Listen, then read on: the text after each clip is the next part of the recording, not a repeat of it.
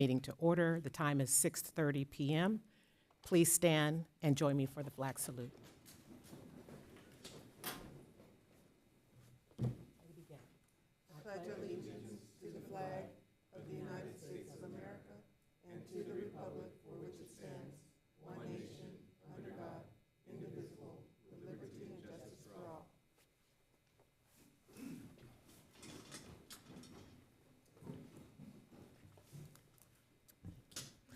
Madam Clerk, can we get a roll call, please? Councilmember Gama. Here. Councilmember Hernandez. Here. Councilmember Martinez. Present. Mayor McQueen-Lejeune. Mayor Pro Tem McQueen-Lejeune. Present. Let the Thank you. record reflect that Mayor Perez is absent. Okay, thank you. And we're going to have our inspiration from Councilmember Martinez this evening. Thank you, Mayor Pro Tem Martha McQueen-Lejeune. I wanted to write a poem for my inspiration today. I think it's only the third one that I've done, but I just wanted to explain that the summer is almost to an end. The fall equinox is this Sunday, September 22nd, which marks the halfway point between summer and winter. And I just wanted to reflect through the poem that we had a really great summer. We had the Hueneme Beach Festival. We had a pickleball tournament. We had the kites at the beach, the fun run, the movies at the park. There was a lot of stuff that we did over the summer, and so now we're turning a new page to fall. So it's called The Summer's Legacy. As the sun dips low and the days grow mild, we bid farewell to summer's smile. Here in this place where the breeze runs free, we've crafted memories by the sea.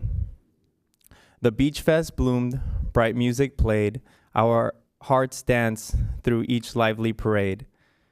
Kites filled the sky, laughter kissed the air, and joy was something we all could share. From the pickleball courts to the festival lights, Hueneme's warmth ignited the nights. With each step we've taken, each hand we've held, a story of unity was quietly spelled. Our sister city with a bond now strong, Puerto Vallarta, where we belong.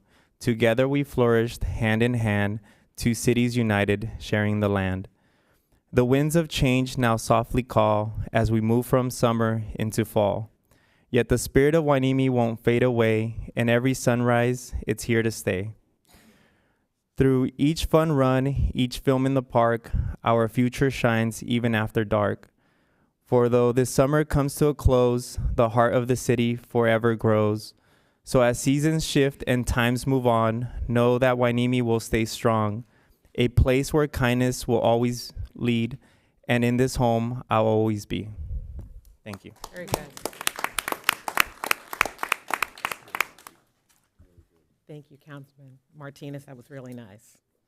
We're going to move to our public comments. So we'll now hear public comments not pertaining to the items on the agenda. Comments are limited to 3 minutes. Please, this process will be the same for comments pertaining to each agenda item. Madam Clerk, do we have any public comments? We have one public comment from Mr. Greg Ross.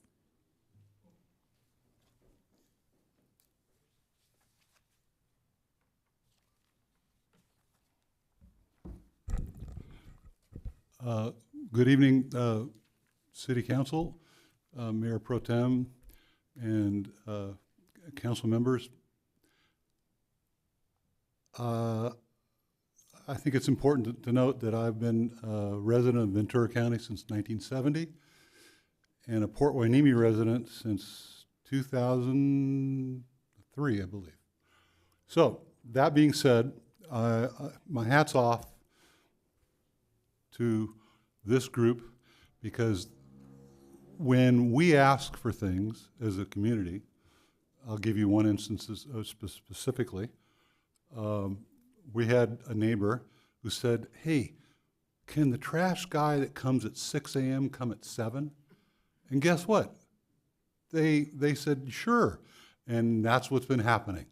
So my dogs don't bark at 6 a.m., which is great. And that makes me happy.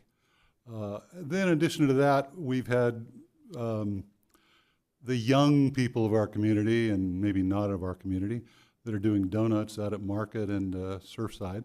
And now we've got the little spacers, the little, what would you call them? They're not really bumps in the road, but they're guidelines so that they can't do this, which is great. And it's because of this group right here. So thank you. I'm here mainly, and I've already used up more than half my time, I'm here mainly to talk about Seaview, the street. And I've passed out, I used a lot of ink, and Office Depot got a lot of my money for this. But I gave you pictures of all the trash that ends up on Seaview. It's our considered opinion in amongst our community that 3 to 4 people a night are sleeping in their cars on Seaview, on the south side of the street. And that's all fine. There's a lot of trash. The HOA pays to pick up that trash. Okay, we picked it up. But then about a week ago or so, and this is where I'm going to get a little subtle dig into the port, a tractor trailer rig, big one, at 2:37 in the morning. I'm bolted straight, it's 30 feet from my back door, bolted straight out of my bed because of this tractor trailer rig parking in front of a fire hydrant. I have a list from Sergeant Bates of all the violations that this person created. It's not pretty. And the port's not adhering to these particular problems with their truckers. And I know there's a lot of, sorry. Well, anyway, there's a lot of, there's a freight forwarder, there's the port, there's the trucking company, and so forth. But can't the port be better neighbors and say, hey, truckers, rein in your people, okay? It shouldn't wake us up. So, and there's a picture of that trucker right outside of my house. Anyway, I'm sorry I took so long. Thank you. Thank you, thank you. That concludes the public comment for this portion. Okay, thank you. So we'll now close the public comments and move over to the agenda. May I get a motion and a second to approve the agenda? So moved. Second? All in favor? Aye. All opposed? Hearing none, motion passes. Thank you. For conflict of interest, do any members of the council have any conflict of interest to disclose for any item on the agenda? No. Thank you. And we're going to move on to our presentations. Our first will be a proclamation for the National Suicide Prevention Month, and I will read that. Proclamation, National Suicide Prevention Month.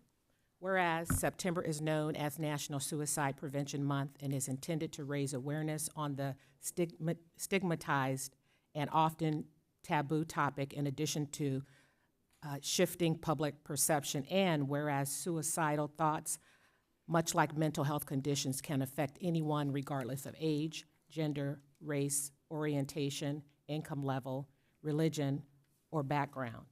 And whereas importance should be placed on ensuring that individuals, friends, and families have access to the resources they need to discuss suicide prevention and to seek help. And whereas we encourage people to bring their voices together to advocate for better mental health care and encourage any person experiencing suicidal thoughts or behaviors to seek help. And whereas the development of crisis response system is critical to those at risk to have a number to call, a system to turn to that would connect them to the treatment and support they need. And whereas, while suicide prevention is important to address year-round, Suicide Prevention Month provides a dedicated time to come together with collective passion and strength around a difficult topic. And whereas suicide is the second leading cause of death among people aged 10 through 34, and the 10th leading cause of death overall in the United States. The overall suicide rate has increased by 35% since 1999. And whereas 46% of people who die by suicide had a diagnosed mental health condition, and while nearly half of individuals who die by suicide have a diagnosed mental health condition, research shows that 90% experience symptoms, and whereas we use this month to spread hope and vital information to people affected by suicide and encourage others to research, educate, and stand ready to recognize and assist those who need help.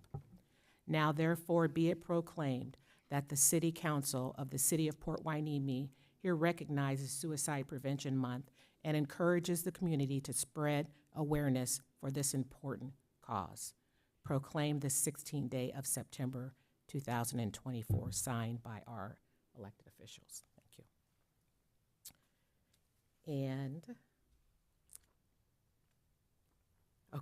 And we have a provider of the Ventura County Health Mental Services Act Suicide Prevention Program in attendance today, who would like to briefly provide some community with information regarding the program. So that's Ms. Maya Zumaya. Good evening. Thank you, Mayor Pro Tem, City Council members, and staff for recognizing Suicide Prevention Month. I am Maya Zumaya, representing the Ventura County Behavioral Health Suicide Prevention Program. Every year, suicide claims the lives of tens of thousands of individuals across the United States, leaving behind a trail of heartbreak, grief, and loss. 100 Ventura County residents died by suicide in 2023, down from 111 in 2022, but up from 97 in 2021. Firearms accounted for nearly half of all suicides in 2023. Firearms have been the leading means to commit suicide for the past 5 years. Asphyxia and drug deaths are second and third, respectively. Pain isn't always obvious. Knowing the signs helps suicide be preventable. So part of the suicide prevention program, we are offering free 1-hour suicide prevention trainings. We would love to partner with the city or even the police department to offer these trainings to any and all community members. We would love as many people to get educated in knowing the signs and how to help somebody in crisis. So if you are interested, you can go to wellnesseveryday.org and schedule a training with us. We can come out to you. We could do it via Zoom, or we can schedule a location. So thank you so much for recognizing Suicide Prevention Month. Thank you so much. And next, we'll have the proclamation for the Banana Festival. So we're going to ask Mr. Miguel Rodriguez to make his way up while Councilmember Martinez reads the proclamation. Yes, thank you, Mayor Pro Tem. I have the honor of reading the Banana Festival proclamation. So it's exciting times. We just had the Hueneme Beach Festival. Now we have another festival, so it's so exciting. So Banana Festival proclamation. Whereas the 11th Annual Banana Festival will be held at the Port of Hueneme on September 28th, 2024. And whereas the Banana Festival was created by Commissioner Jess Ramirez and CEO and Port Director Kristen Dekas to highlight the various contributions and positive impact the port has made locally, regionally, and across the world. And whereas the port operations support the community by bringing $2.2 billion in economic activity and creating 20,032 trade-related jobs. And whereas trade through the Port of Hueneme generates more than $173.2 million in direct and related state and local taxes, which fund vital community services. And whereas the Port Authority began over 80 years ago with a mission to provide Californians' Central Coast agricultural community with an ocean link to the global market.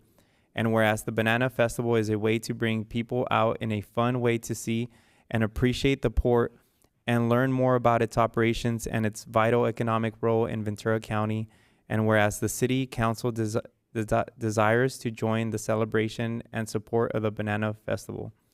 Now, therefore, be it proclaimed that the City Council of the City of Port Hueneme does hereby encourage the community to go bananas at the Port of Hueneme Banana Festival and celebrate the diverse working port proclaimed this 16th day of September 2024. Thank you. Good evening, Mayor and, council members as well.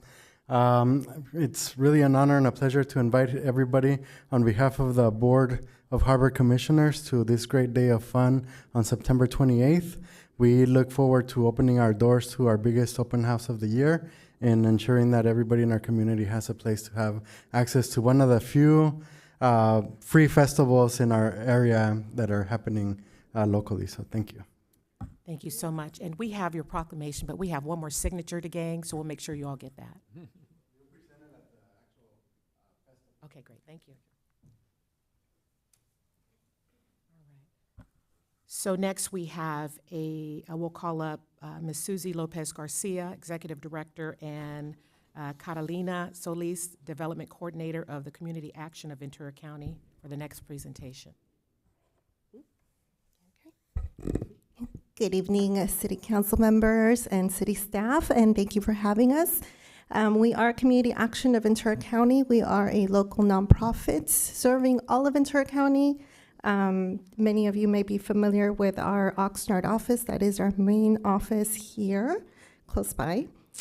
So we're here to tell you a little bit more about community action overall, but also highlighting the work we're doing with our programs and giving you some numbers relating to residents in the city of Port Hueneme. So numbers that you'll see are primarily around residents we've served here in the city. Just to go over our mission is helping our community establish pathways out of poverty through advocacy, partnerships, and services that promote dignity and self-sufficiency. And what's unique about us? One of the main things I did want to highlight as well is our board structure. So our board is comprised of elected officials, private sector representatives, and also the low-income community. So we want to make sure we have representation across the board as we're making decisions, as we're looking at programs, in the direction the organization is going in. And by elected officials, I mean each board of supervisor appoints an elected official for each district, so there's representation across the county as well. We definitely rely on volunteer support, and we also look at maximum feasible participation, meaning we have had clients, past clients, come in for services and may now be employees and working with community action. And just to give you, as I mentioned, our main office is in Oxnard at 621 Richmond Avenue, but in the last 2 years, we have expanded our reach. We did open a satellite office within the free clinic of Simi Valley in 2022.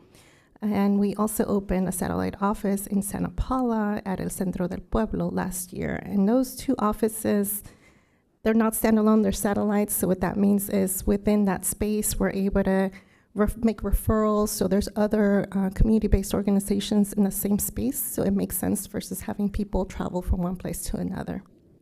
And we also wanted to share some of our strategic goals. We're on year 2. When we looked at all the data, we met with stakeholders. Our 4 goals for the next 5 years are improve equity and poverty reduction, strengthening our partnerships. So we definitely depend on partnerships to do the work. We can't do anything by ourselves. So we also always look at who is doing what. So we don't want to duplicate work either. So we want to make sure we're working together with others, improving our capacity to serve, making ourselves known throughout Ventura County, which is one of the reasons we're here as well.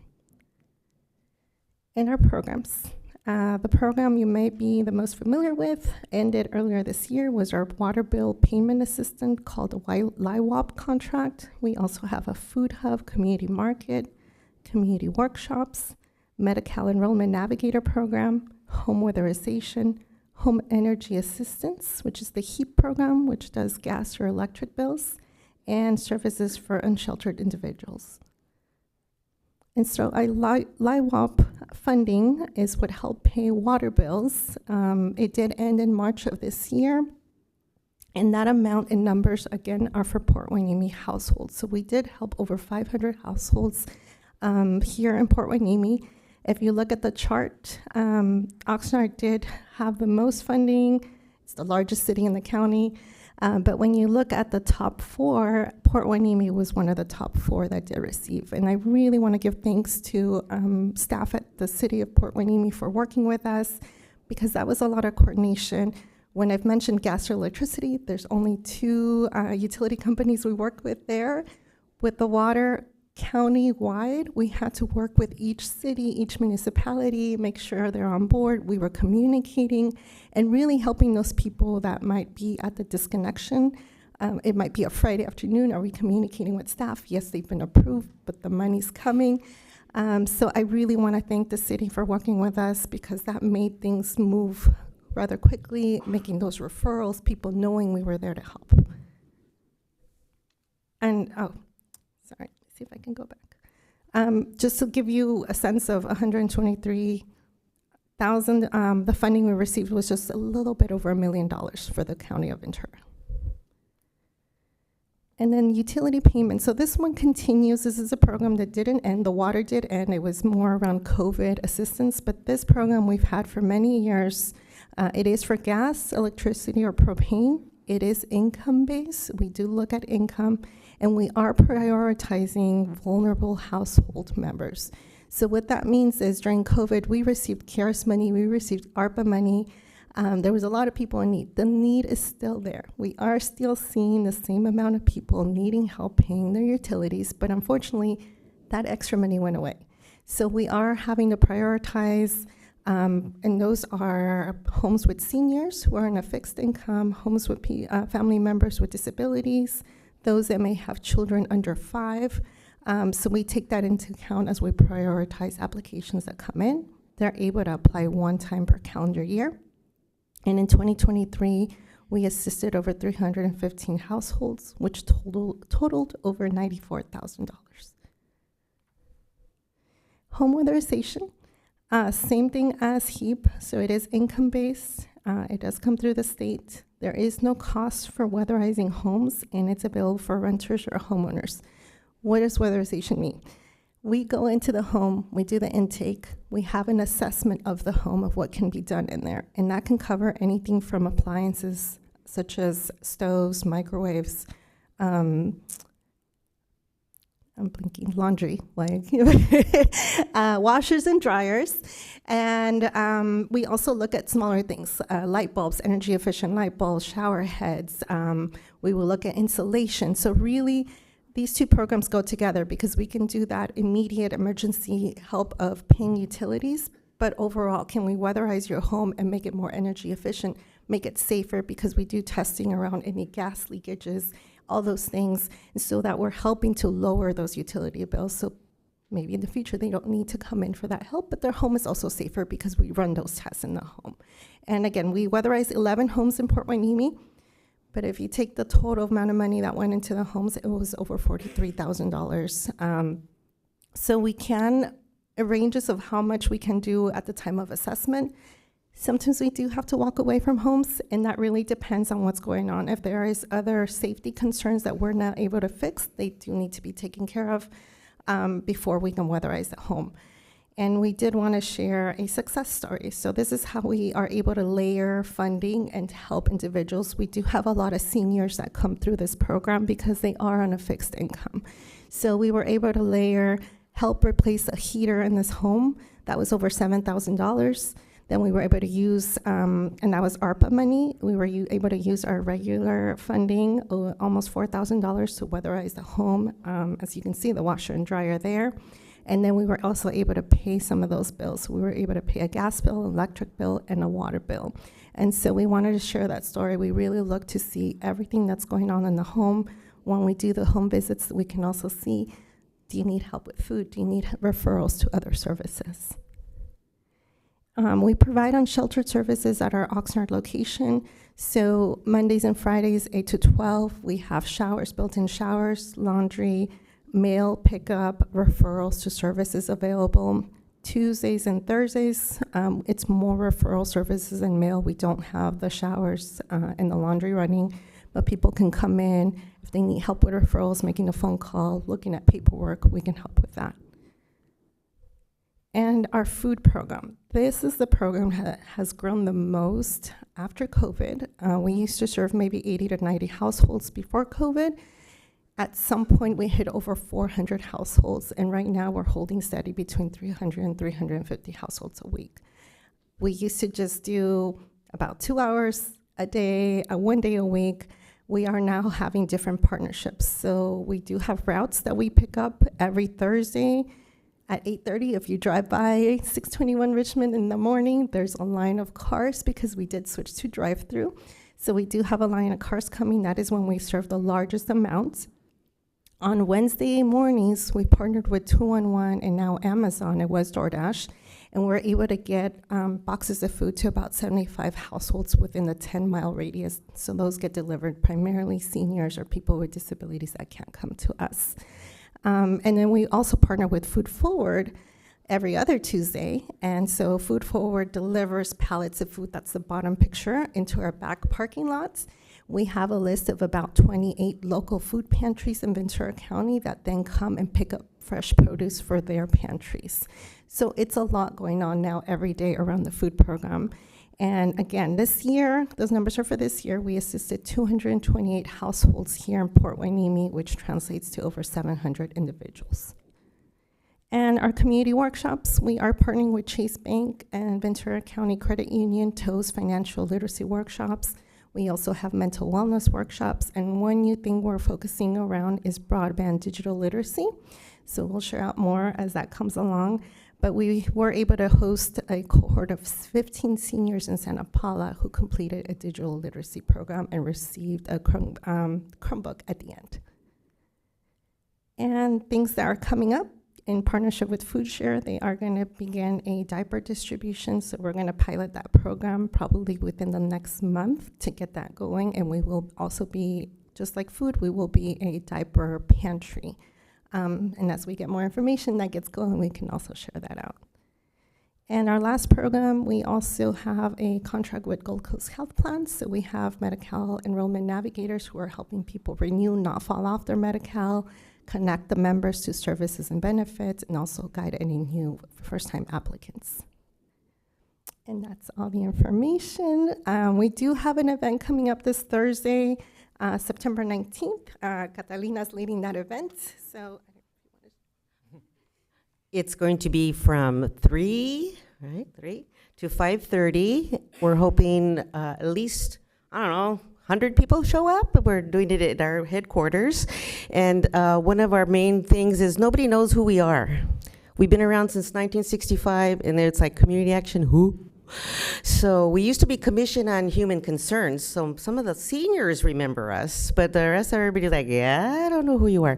So since a couple of years now, we've gotten my position, development coordinator, so I'm out there trying to yell from the rooftops of who we are, and look at all the stuff we do. I mean, did you know that? So anyway, come if you can, RSVP to me. I have some flyers. I don't know if I'm supposed to hand them out or not, but anyway. Thank you. You can hand them to our city clerk. Did you have anything to add? Yeah, if I could, and I'll just note, I'll actually jump in because it's exactly my point, was I was invited to come check out what they do, and I remembered the old name, and until you said it right now, I didn't connect, because when I went, I was like, whoa, how come I didn't know all this was going on? And if I don't know, who else doesn't know? And it really is, it's insane the amount of things that they're doing all at the same time, and pallets of food are getting unloaded and unloaded, and people are coming in for programming, and people are coming in with their water bills. There's a lot of good things that they're doing, and I just kept saying, well, we got to help you get the word out, and we have to let our residents know, because I know we get these questions a lot, and we have somebody here that can help. So we appreciate the work you guys do, and thank you for coming out, and then we'll help get the word out however we can. So definitely, if you have flyers, you can leave them with our city clerk, and we'll share them. So. Yes, really quick. Councilmember Hernandez. Yes, thank you, Mayor Pro Tem. Welcome, and thank you so much for your presentation and sharing with us all the great services that you provide. I want to especially thank you for the collaboration with our staff and the assistance with the water bills. I know that there were some of our residents this year having problems paying their bills, and I said, make sure you send them to community action, because I know that they can help them with their water bills. And to see that you've helped over 500 of our residents is just phenomenal, and I just want to thank you for that.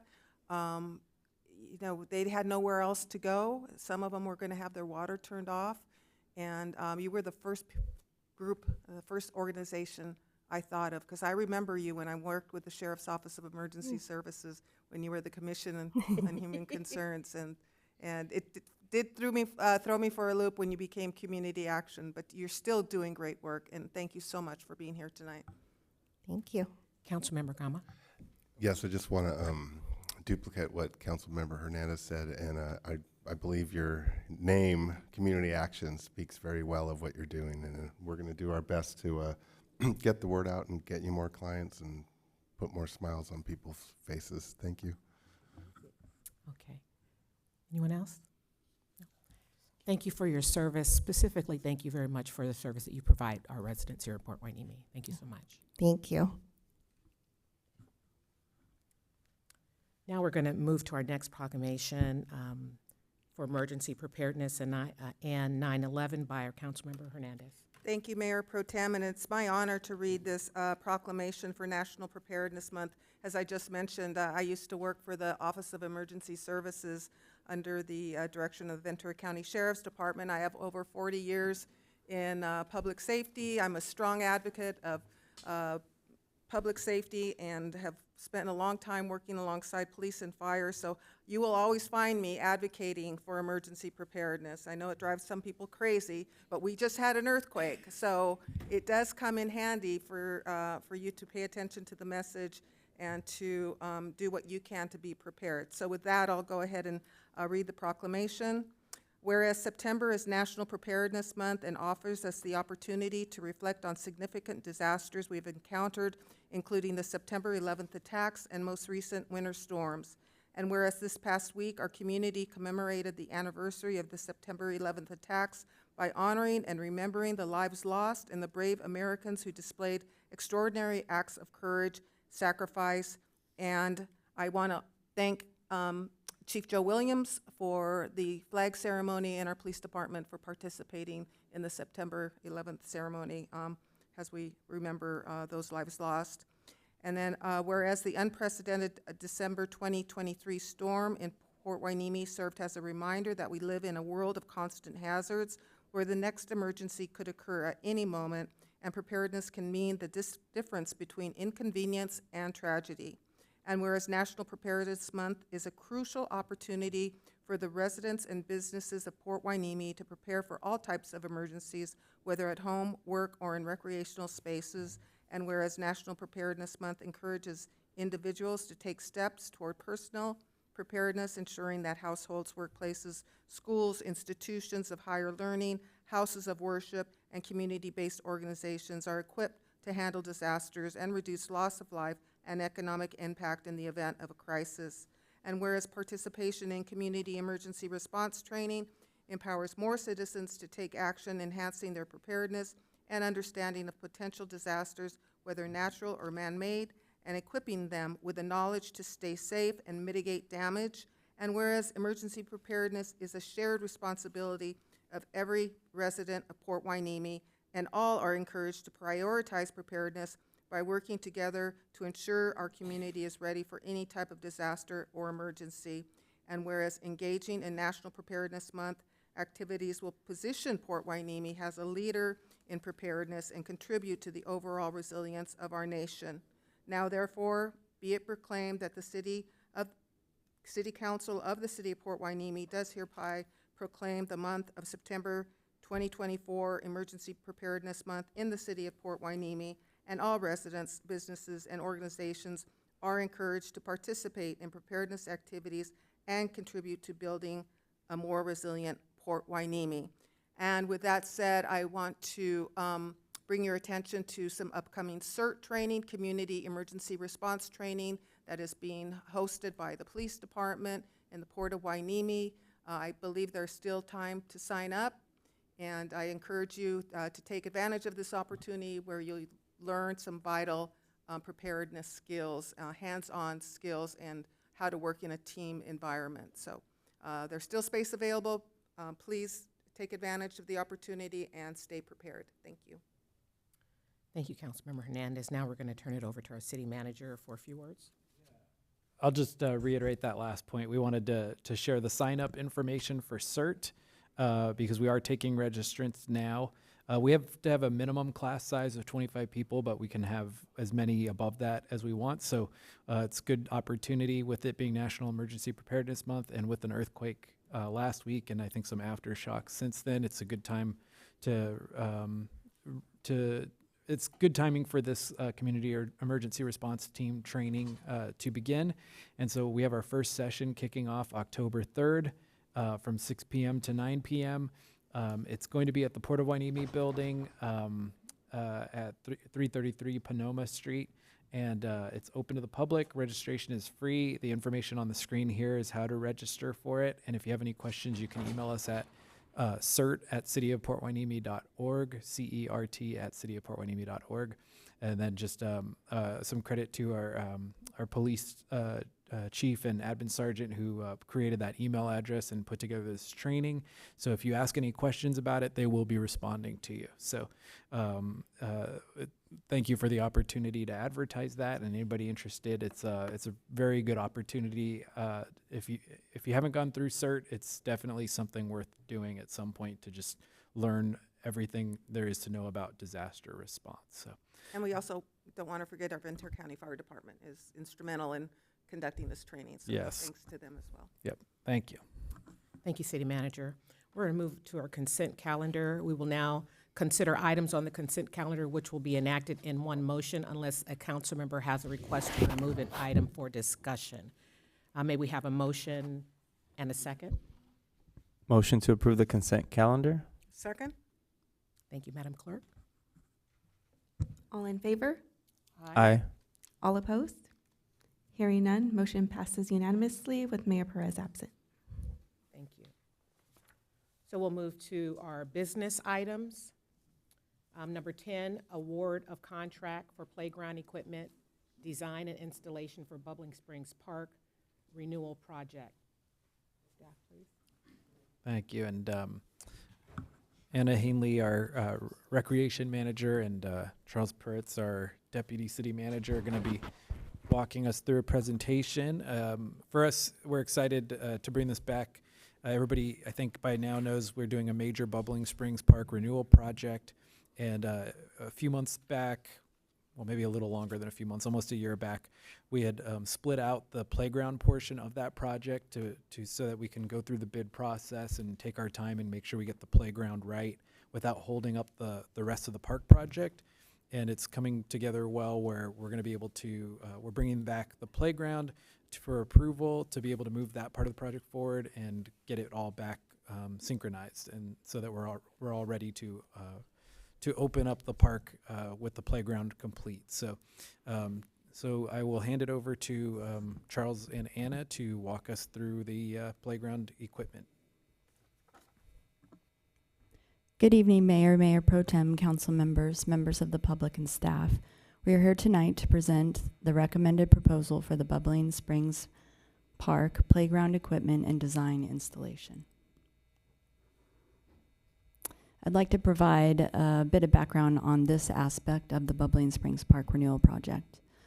The playground equipment and surfacing scope of work was removed from the Staples construction contract on December 5th, 2023, in order to solicit a broader selection of products targeting more competitive pricing and higher quality products overall. The RFP for design, furnishing, and installation was distributed on July 9th of 2024 with the submission deadline of August 8th. 9 turnkey proposals received and were reviewed by staff and Cumming Group representatives for design, cost breakdown, and warranty coverage. As a result of that review process, we come before you tonight to recommend the design provided by Great Western Recreation. Great Western Recreation has been a prominent competitor in the playground industry for over 90 years. Renowned for research-driven design, they are the exclusive distributor for Game Time products, known for their inclusive playgrounds and commitment to safety standards. Great Western's playground design is built with long-term durability and future-proofing materials. There is a lifetime warranty on structural elements and a 20-year warranty on recycled plastic lumber, Maintenance costs should be minimized over the playground's lifespan. The playground is accessible and compliant with the ADA. Inclusive features consist of a 4-seat seesaw, a sensory wall, outdoor musical pieces, adaptive swings, and the rubberized surfacing that's shown throughout. So the picture that, sorry if we could just return to the previous slide. The picture that's shown here is the overall project that rendering, as you can see with the bubbling spring that's mimicked throughout the rubberized surface material. Next slide, please. Thank you. So as you can see here more specifically, we have 2 unique play spaces within the design. One that will be designated primarily for the 2 to 5-year-old play area range, and the other features an area specific to those 5 to 12 years of age.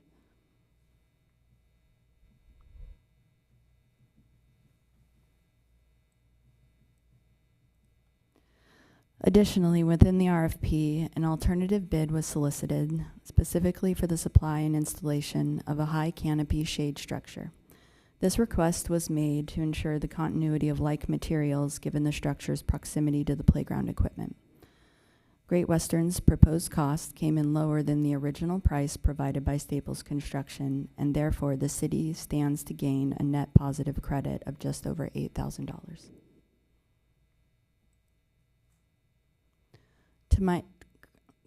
Tonight's recommendation is for the City Council to authorize the city manager to execute an agreement with Great Western Recreation for the design, furnishing, and installation of playground equipment and surfacing for the Bubbling Springs Park Renewal Project. Overall here you can see we've provided you with a rough budget estimate. The Bubbling Springs Park Playground and surfacing budget was approximately $550,000. Great Western Recreation's playground and surfacing proposal is coming in at approximately $539,000, which leaves us with a savings that we're targeting of just over $10,000. Great Western Recreation's alternative shade structure proposal was approximately $34,000, and as I mentioned earlier, the Staples Construction's change order credit will be $42,000, and that net positive credit of over $8,000 is also reflected here for your review. So with that, staff and the principal partner from Great Western Recreation is here to answer any questions that you may have this evening. Does council have any questions for the staff? Only questions we'll be taking at this time. Comments or discussions will be later. Quick Councilmember questions. Hernandez. I apologize that I didn't get through the entire packet, but I do appreciate, it looks like it's a pretty complete packet with all the information that will probably answer my question, but I just go ahead and ask it, and that is, do you have a project timeline for completion of the project, or is that working in conjunction with the completion of the park overall? It is. There was a rough order estimate, I believe, of 20 weeks, but we were looking to compress that in order for the project to be delivered on time, and we are certain that that will be achieved. Okay, thank you. Any other questions? Councilmember? Yeah, the seesaw for 4 people, how long do you think that'll last? Because I know I've seen some of those at other parks, and sometimes I see people like take parts away, and I mean, is it durable? Is, you know? Yeah, I'm Tyler Carriopoulos.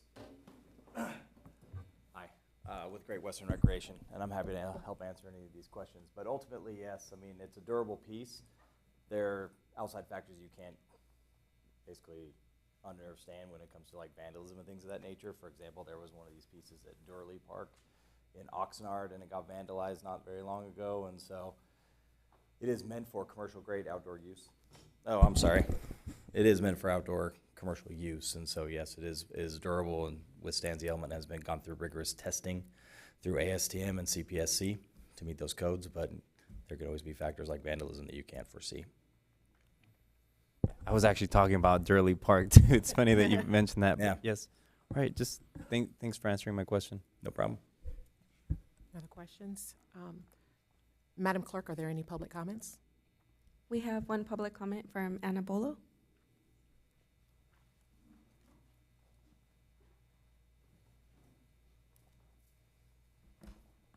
Good evening, City Council members, City Manager, and staff. I'm kind of piggybacking on this because I was here more for the consent order number 8, but also part of the Bubbling Springs project. First and foremost, I would like to thank City Manager Vega and Gabby Basua for walking the park with me and our Vice President. I stop by the park almost on a daily basis, get off my car, take a picture, take a recording, but there's nothing like getting your boots on the ground to be just really overwhelmed and humbled at the immensity of the project. You drive down Park Avenue and you see it, and I get feedback almost on a daily basis from not just our community and our players, but parents that have left the community to go somewhere better. And now they're coming back. And now people are telling me, you're gonna get so many people. I have coaches already signing up for the spring season. So I just wanna say the playground, let me speak about the playground really quickly. I would love to be able to post more information on our social media pages because the community is really, really excited about it. I know the city has been doing a great job about feedback or putting it out there, but we'd love to be able to see more. I know that there's cameras taking video footage of the park, if that could be shared with the community. And I did do some recording, which I'm still trying to edit video in my downtime. But if the city could share that with the community, that would be really, really great. We have our fall ball season already starting. Kids can't wait to get back to the park. So thank you for all your guys' hard work. And lastly, I want to thank the council for granting the Little League reduced fees to be able to use Miranda Park. I know it seems like, for us, it's a big ask, only because we struggle to find play area, practice area for our kids, especially our older kids. Our older kids are playing in Ojai and Ventura during the fall, with the lower divisions playing a little bit more in North Oxnard, just because the rest of the community doesn't even have fall ball. And I know it's time for soccer and for football, but this is the best time for us to introduce the sport to players who have never played, or for those that just don't play other sports. So thank you very much. Great, thank you for your comments. Any other questions at all? Oh, okay. So the recommendation is to authorize the city manager to execute an agreement approved as to form by the city attorney with Great Western Recreational LLC for the design, furnishing, and installation of playground equipment and surfacing for the Bubbling Springs Park Renewal Project. May I get a motion and a second? Motion Second. to approve. Motion to approve the recommendation by staff. Thank you. And I just wanted to make. Just one second. Do you have that? I'm sorry, what was it? Do you have it? Yes, Okay. Councilmember Martinez, seconded by Councilmember Hernandez. Great, thank you. Is there any discussion? Thank you. Councilmember Sorry, Hernandez, yeah. I thought you were going to ask for the vote. So I do agree with Ms. Bolo that we need to post some of these colorful designs and renditions of the park up online. I think people are anxious to see what's being planned for the park. And I've said this before, and I'm going to say it again, that what is happening to the Bubbling Springs corridor is just amazing. It's getting a whole, not more than a facelift. I want to call it more than a facelift, with the grocery outlet, and then we move over to the library. And the library is going to have a new look to it, especially with the mural. And then we move over to Bubbling Springs, and Bubbling Springs is going to be being totally renovated, and then have a new park. I'm really excited about it. I know that our residents are too, and I think we just have to keep that momentum up and keep telling them it's coming, and keep the excitement levels up with them.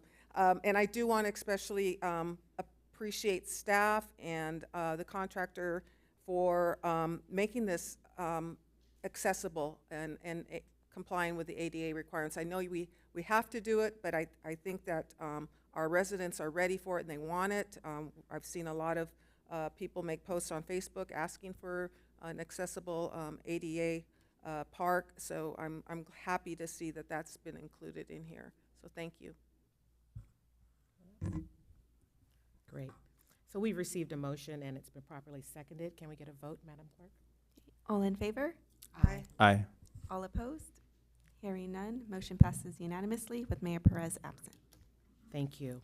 We're going to go to item number 11, Memorandum of Understanding with the California Joint Powers Insurance Authority to perform Americans with Disabilities Act-related inspections and develop a transition plan. Staff? Thank you. And Charles Peretz, our Deputy City Manager, is going to walk us through that as he's been our point of contact with our insurance, California Joint Powers Insurance Authority. So he'll give a little bit of information. I'll note one thing on the last item real quick, and then one thing on this item. And the one on the last item is now that we've approved this playground, we will make sure to start getting the images out there. There's some really good illustrations, and if anybody hasn't seen them in the packet this week, I think we had probably 10 plus photos, so we'll make sure we start getting those out now that we can tell people this is what's coming to the park. On this next item, just the brief introduction I want to give before handing it off is that there is sort of a commonality between this next item and the last item on the agenda, the police radio item, and that is that these are both items that are really recommended best practices that as a city we have recommendations from either our insurance company or on the police radio item from the grand jury saying that these are things that the city should be doing moving forward. And not just us, but really all cities are being recommended to do those two things. You probably noted in the fiscal impacts of each of those, we talk about these being best practices and needs to help reduce liability in the future, to help reduce long-term costs in the future. But there is an immediate cost that's not in the budget.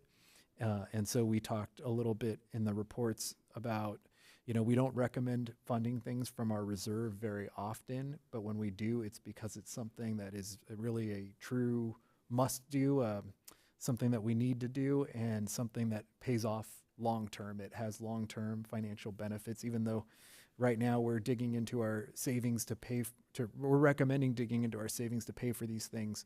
The goal is that in the long term, it'll save the city and the taxpayers money. So I sort of want to get that elephant out of the room because we'll probably end on that note on each of these. But these are both things that are really best practices. And having said that, I'll hand it over to Charles to explain the first one, the ADA inspection and transition plan.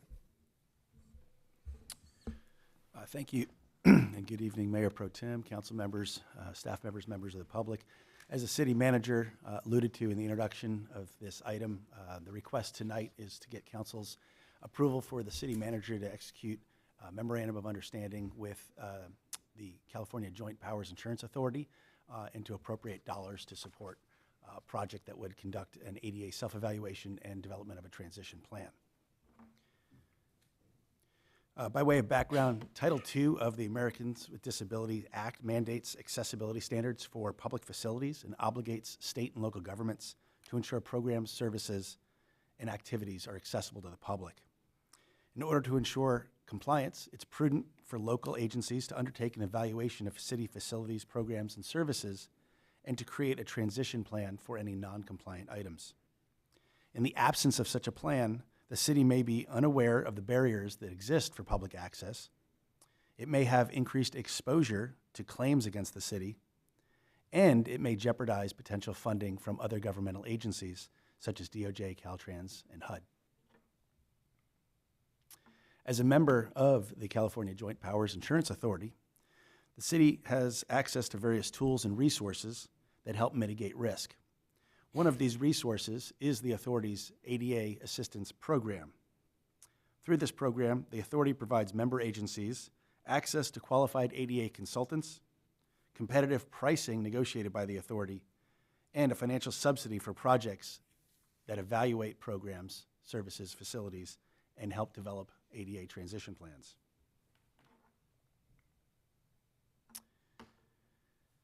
As noted, the recommendation is to authorize the city manager to execute an MOU with the authority and appropriate dollars for the cost of the project. As it pertains to the cost of the project, as noted, the CJPIA will offer a $23,000 subsidy, after which the city's net cost is a total of $71,700. The breakdown for how those costs are proposed to be paid is shown on this screen with 4 separate funding sources. I'll note, as stated in the report, that the $19,000 from the General Fund Compliance Fund is from $4 per business license fee charges that are collected pursuant to California Senate Bill 1198. And that is specifically intended for increasing disability access, developing educational resources for businesses, and facilitating compliance with federal and state disability laws. So once again, the staff recommendation is for council to authorize the city manager to execute an MOU with the CJPIA to authorize work through the authority's ADA assistance program, namely utilizing a consultant by the name of Disability Access Consultants to work with the city to conduct inspections and develop an ADA transition plan. That concludes the staff presentation. I do have a representative from DAC on Zoom in case there are specific questions of a technical nature. Can I just add one thing to that? And it was included in the report, but we didn't highlight it here. Just the basic question of if somebody were to ask, what exactly is this transition plan, this evaluation and transition plan, is that it includes essentially an expert in the field will come to the city and do an assessment of city buildings, parks, right-of-ways, including sidewalks, but also even, so like those physical structures, but they'll also assess city policies and city programs as well. And so they're gonna come look at all of those things and essentially put a report together, which is typically a Excel file that is several pages of items that are recommendations to implement to be compliant with ADA requirements. And then the last point I want to note is just that typically the list is pretty substantial, especially we're a 75-year-old city. Most of the city was built before a lot of the ADA requirements were in place, so it's going to require being updated. So it's usually a long list, and it usually is, I would say, not unusual. I've seen 10-year plans, I've seen 20-year plans to get into compliance.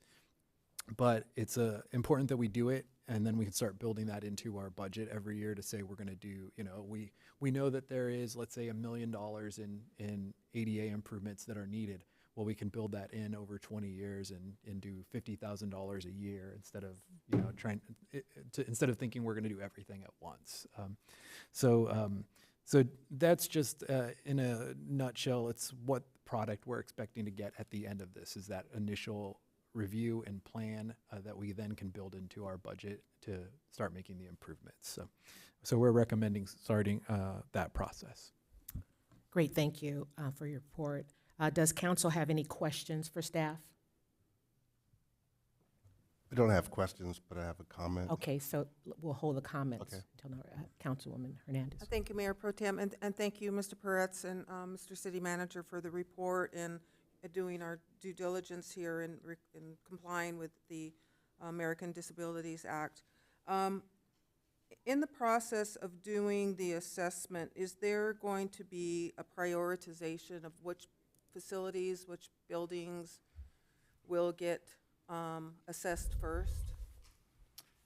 There will. That'll premature at this time, but based on the inspections, we will work with the consultant to develop the highest priority things. And as the city manager alluded to, those are the things that we would look to recommend to the council to be addressed first, either in the capital program or if they're program and service related through other funding means.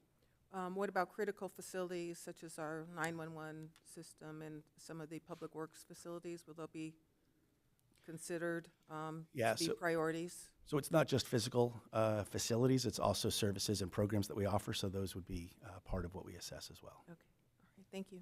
Thank you. Any other questions? Are any public comments? We have one written public comment. Thank you. Dear Port Hueneme City Council, we are writing to encourage and applaud your action on item 11, the memorandum of understanding with the California Joint Powers Insurance Authority to perform ADA inspections and develop a transition plan.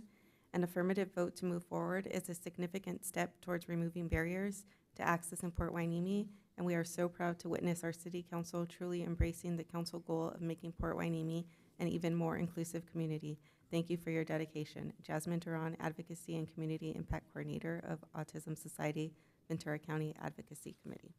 That concludes public comment. Thank you. The recommendation is to authorize the city manager to enter into a memorandum of understanding with the California Joint Powers Insurance Authority in the amount not to exceed $71,700, which includes a contingency of $3,400 to evaluate city facilities and programs for Americans with Disabilities Act compliance and develop an ADA transition plan. And number 2, approve appropriations of $71,700 to various funds, $65,400 from general fund, $3,150 solid waste, and $3,150 from water fund. Of the $65,400 appropriations from the general fund, $19,000 is available in the ADA compliance account, and $46,400 will be from the unassigned balance. May I have a motion and a second? Motion to approve both recommendations? Okay. We have a motion and a second. Any discussion? Councilmember Gama? Yes, thank you. About 30 years ago, I met the former CEO of the CJPIA, Jonathan Schul, and we couldn't be in better hands. The California Joint Insurance Authority is an amazing technician in public agency risk management, and I've known of them and worked with them over the last 30 years, and I really I just want everyone to know that we could not be in better hands. I think they provide insurance, and they're for 100 and some odd cities, and they are very, very well respected throughout the state.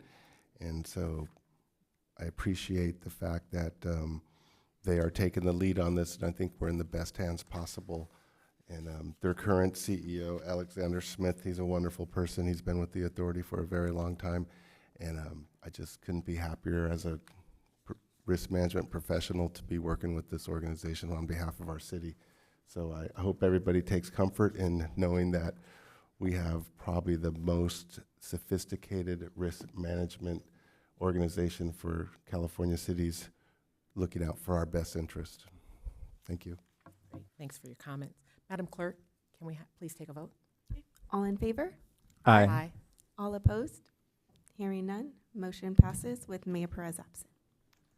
Great, thank you. We'll move on to number 12, approval of mural design, continued discussion. Will staff please present the report? I think it's going to be Mr. Stewart. Yes, thank you. I'll note just briefly that the last time we met, right before the summer break, the council had asked the council-appointed subcommittee to give some additional feedback on the project, and so Mr. Stewart's going to provide an update, including what that feedback from the subcommittee was, and our the draft design that we're recommending moving forward with at this time. So I'll hand it off to you, Tony. Thank you, and thank you. Good evening, Mayor Pro Tem, members of the council, staff, and audience. So this, as City Manager Vega mentioned, is a continuation of a discussion we've been having with regard to the proposed mural design. I won't go into a lot of detail on our past meetings, but just to say that back on June 17th is when we had our first meeting with regard to this, where the mural committee presented the initial mural design shown here for the library. And at that meeting, the City Council provided input as to several changes that they recommended be made to this particular mural design. So after reviewing the design, the City Council had asked for an additional plover to be put over on the left, far left side of the picture there, and asked that a flower other than the lemon blossom along with the lemons be provided, that the port be shown a little bit more, and more, I guess, more visibly, and that the tomol or the Chumash boat also be rendered differently. So the artist took that advice and made the changes that you see here on design number 2 here, where over on the far right would be cranes used to symbolize the port. California poppies were added to replace the lemons and the lemon blossoms. The tomol was given a redesign, and then, as I mentioned, the plover over on the far left was added. But also at that meeting of July 15th, the council had also directed the mural committee to invite the mural subcommittee members, which were initially vetted to look at the initial 38 designs that OPAC, who is our consultant heading this project, received, and then provide those their favorite designs to the mural committee to move forward with. However, in order to provide the subcommittee members a chance to look at the mural designs that were selected, the mural committee invited the subcommittee members to a joint meeting on August 8th.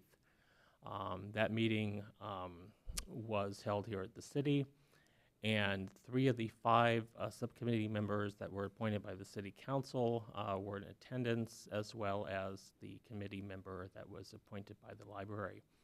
Those were Ricardo Holden, Rick Perez, Randall Thomas, as well as Beverly Kelly, the library appointee.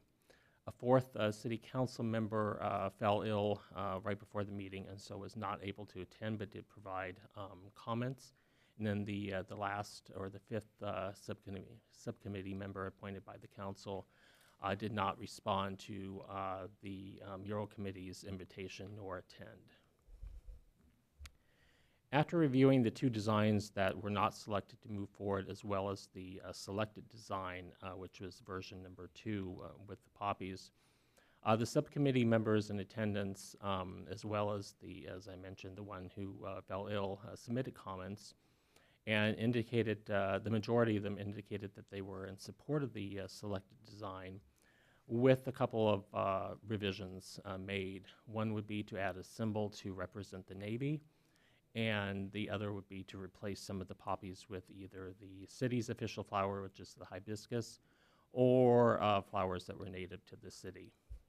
The subcommittee members also supported the use of the QR code that was being presented or recommended by the artist, or to use augmented reality or another form to help tell the mural story to its audience. So based on the subcommittee's input, the artist provided the revised rendering you see here. The biggest changes were, if I can get this working, this area here, thanks to Councilmember Martinez, who did a little bit of research on the fly, found that a nautical compass was a good item to represent the Navy with, and so that was added, or it replaced a sand dollar up there at the top, but also leaving the integrity of the initial design. And then, as you can see, some of the poppies, especially in the tomol, were replaced with a native verbena plant or flower. So it also brings back some of the purple tones that were initially in the first design with the lemon blossoms. And so this just shows the progression of the 3 designs, the initial one on the top, the one in the middle with the council's initial feedback, and then the one on the bottom, which is where we are today with everybody's input, including the subcommittees. So as far as the next steps, the project is still on schedule. We are just about to enter into the agreement with the artist, depending on tonight's action.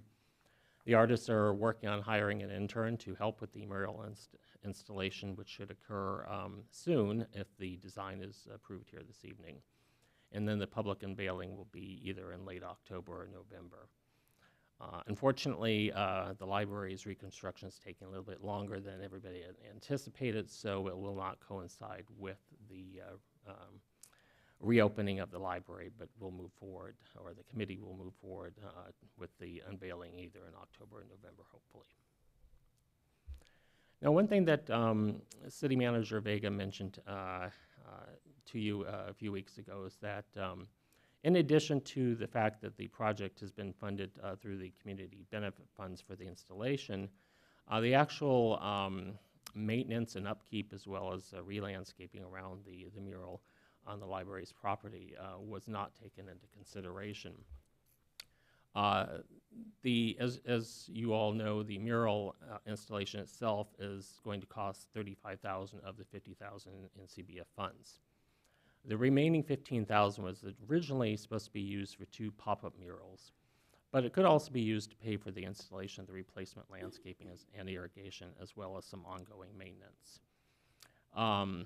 So the landscaping around the mural installation has been removed. It was removed, one, to accommodate the mural installation, but also in part because of the library's damage and reconstruction.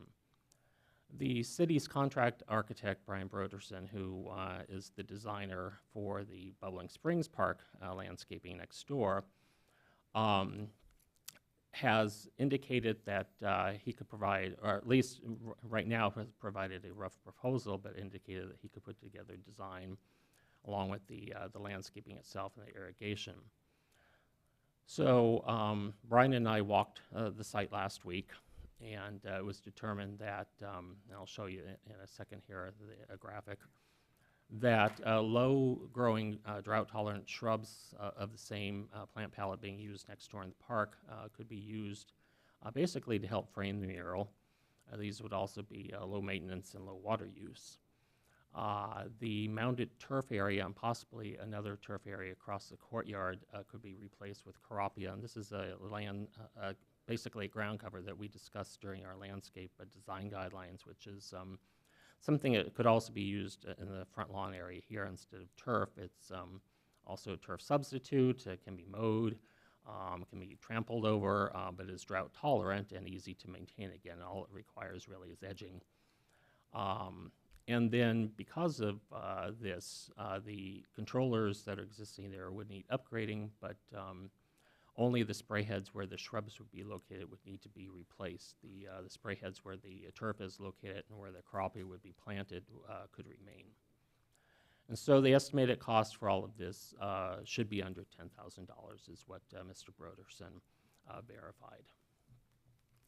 And so just showing you the library there. So the areas, again, I'll try to get this thing working, or not. The areas along the building there basically will be where the shrubs are located. The eucalyptus trees will remain. And then in the foreground, you see the 2 turf areas, one on the left and one on the right, that could, especially the one on the left with the mounding in front of the low wall there, would be replaced with the Caropia. And just for continuity's sake, the portion on the right could also be replaced as well.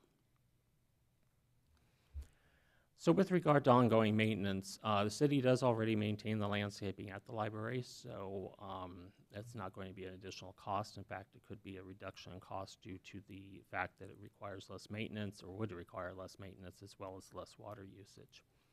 However, while the mural will be treated with anti-graffiti coating at the time of installation, and staff will be given specifics for the paint colors, so minor touch-up could occur if there is, say, graffiti vandalism.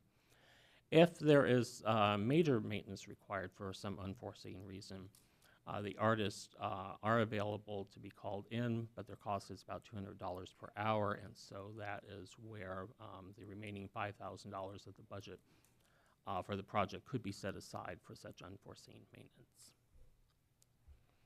And so staff's recommendation is that after the City Council, after considering the additional revisions shown to you this evening, which are suggested by the subcommittee members in conjunction with those already suggested by you all and the mural committee, approve the draft mural design and authorize the mural committee to move forward with coordinating the completion of the project.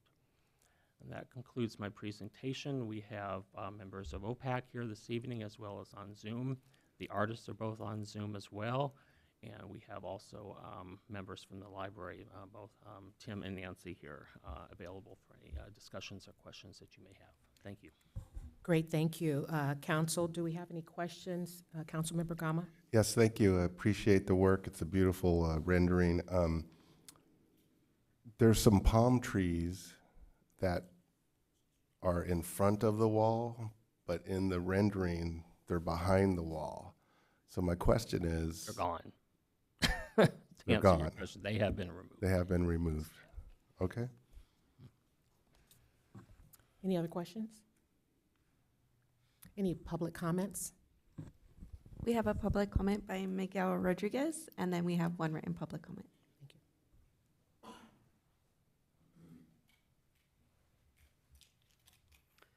Good evening.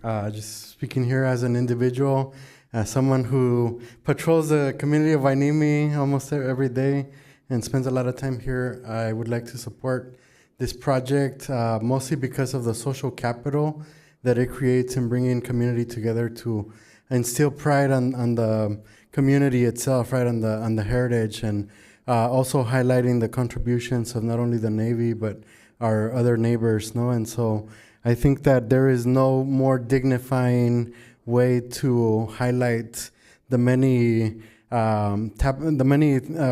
colors that weave this tapestry of community together than to do it through a mural. So I support this particular project. I think that if you look around the room, you could see that we are not short on art and talent, but rather on bigger walls, no? And so I also would like to highlight that the Performing Arts Center, or the OPAC, as well as the consultants, have been very near and dear to my heart and my projects throughout the years.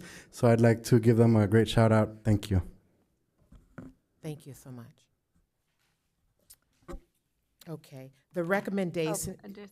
Sorry, I'm sorry. I am unable to attend Monday's meeting, but I wanted to express my support for the latest version of the mural design. Had there not been a devastating flood, we would be celebrating the Ray D. Peters Library's 35th anniversary on September 22nd. I clearly remember the bespectacled, self-deprecating, and perpetually smiling Ray Peter. Not only was he a regular visitor to his namesake library, but he invariably expressed a special pride in the building's unique features. He especially loved the sea-colored Italian glass mosaics on the walkway entrance and the interior back wall.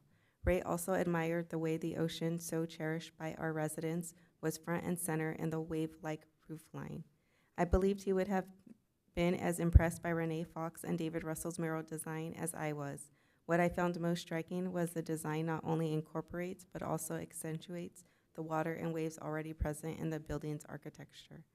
Public art is always a difficult endeavor because the artist can never please everybody. There's no accounting for taste, but I believe these artists have created a mural that actually fits the building, incorporates our Chumash roots, pays homage to the Navy and port, and reminds us of the natural flora and fauna we see daily as we walk around our friendly city by the sea. Beverly M. Kelly. Great, thank you both for your comments. The recommendation is to approve the draft mural design and authorize the mural committee to move forward with the coordinating completion of the project.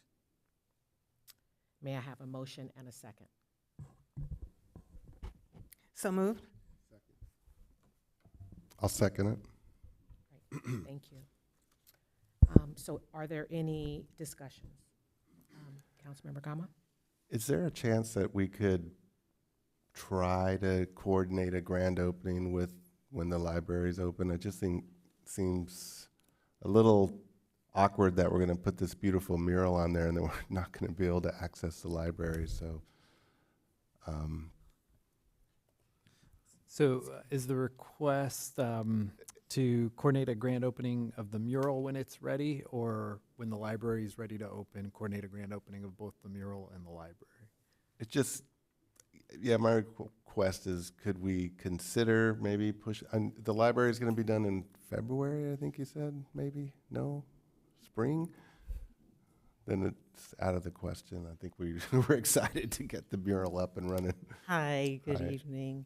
I'm Nancy Schramm, the library director for the county library.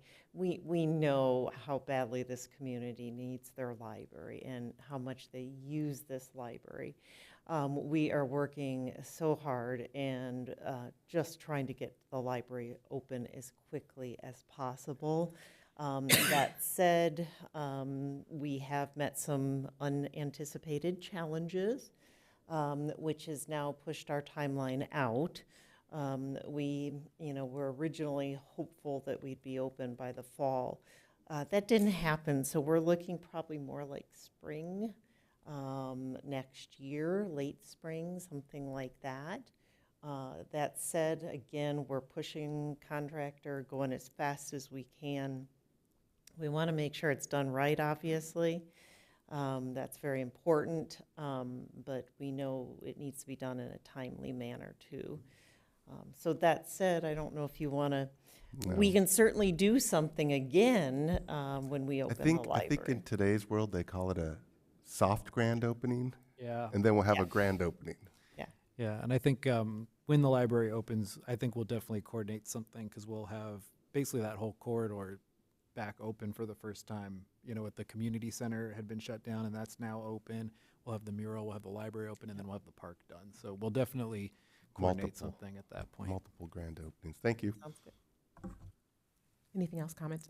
Yeah, I have a Councilmember question. Martinez? Does our motion include the recommendations by the city staff in terms of, setting money aside? At this point, it's just authorizing us to move forward with the completion of the project.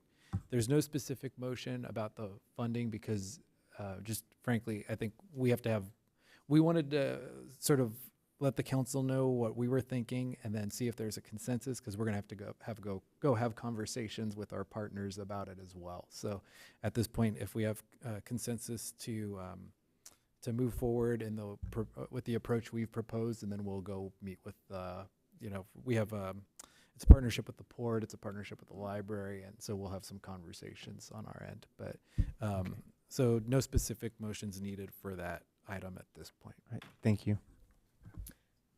I'd just like to make Councilmember one Allen. more comment. I'm going to support this project. I really am pleased with the outcome, but I do not appreciate the process that we went through. I think the process was flawed, and I hope future projects we could rethink the process, and we'll have that discussion later, but I'm fully in support of this. Just a minute. No comment? Okay. Councilmember Hernandez. Thank you. I just want to extend my gratitude to OPEC, Ventura County Library, all the committee members and the subcommittee members who took the time to review the initial applications, for participating in the process, for working alongside of us. It was a long haul. Who would have ever thought that the most difficult part of putting together a mural would be the process that we just went through? This started in 2021, and here we are now just approving the mural to go forward. So I'm very excited about what we have, what we have ahead of us. Job's not done yet, but I think the most difficult part is over, and I just want to thank everybody for hanging in there with us during these few years. So thank you so much. Yes, I agree. And thank you, Tony, also. Yeah. I agree. I want to especially thank the city council appointees for sticking in and at the very end doing maybe some of their own community engagement. So we really appreciate your efforts, and thank you so much for your report. And so, so we have received a motion. It's been properly second. Madam Clerk, can we get a vote? All in favor? Aye. All opposed? Hearing none, motion passes unanimously with Mayor Perez absent. Great. Thank you.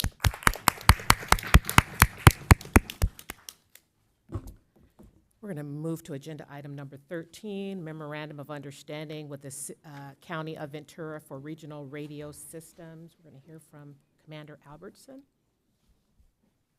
And I'll just note, as Commander Alberson's coming up, that you may recall a few months ago, we did have a grand jury report that went out to all cities in the county recommending essentially a county-wide regional public safety radio system.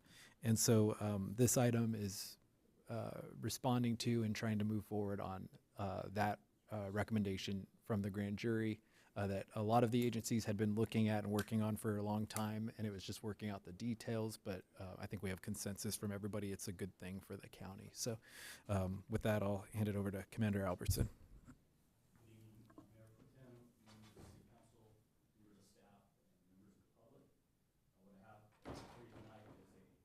Recommendation to authorize a memorandum of understanding between the City of Port Hueneme and the County of Ventura for subscription to the County of Ventura regional radio system. In 2015, the Ventura County Board of Supervisors approved a letter to the Federal Communications Commission expressing support for the County of Ventura's plan to develop a countywide 700 megahertz regional radio network, and the County of Ventura subsequently secured 56 frequencies within the 700 megahertz spectrum. The network is specifically designed to provide a regionally integrated communications platform to enhance multi-agency interoperability. For many years, the Port Hueneme Police Department has been challenged with an aging radio infrastructure and outdated portable and mobile radios. In addition to the aging infrastructure, the department upgraded to P25 digital back in 2013, while most of the other law enforcement agencies in the county remained on analog systems. This impacted interoperability with other county agencies, the most significant of which was the Oxnard Police Department and the Ventura County Sheriff's Office. On July 16th of 2024, the City of Oxnard approved their MOU with the County of Ventura to subscribe to the regional radio system, which will be P25 compliant. However, the Port Hueneme Police Department's current radio infrastructure, although P25 digital, is not capable of communicating on the 700 megahertz spectrum, and we need to be replaced, completely replaced from the ground up at significant capital outlay and ongoing maintenance costs. Alternatively, this MOU would allow the City of Port Hueneme to enter into an agreement with the County of Ventura to provide radio services, maintenance of all county radio equipment, and support services for the system. The contract's reoccurring cost is subscriber-based and depends on the number of radios connected to the system per month, allowing the Port Hueneme Police Department to achieve interoperability between public safety agencies in the County of Ventura without replacing and maintaining our own radio infrastructure. It's estimated that the police department would have 50 radios operating on the system.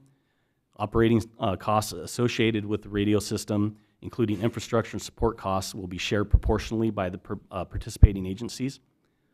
Subscriber rates will be based on the county's actual incurred expense increases in salaries and benefits, overhead, services, and supplies. A per unit subscriber rate will be developed by apportioning all costs, system hardware and support costs, based on the total number of mountaintop sites utilized by the participating agency. Based on that method, the cost per radio connection per month is currently set at $19.96 per month. Port Hueneme will be listed as a regional access user, so we'll access 3 sites instead of the entire county. In July of 2023, the police department spent a month field testing several 700 megahertz capable radios on the radio system.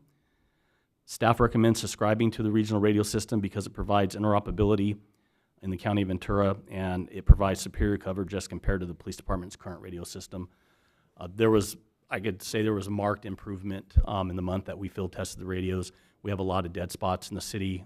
We have a very difficult time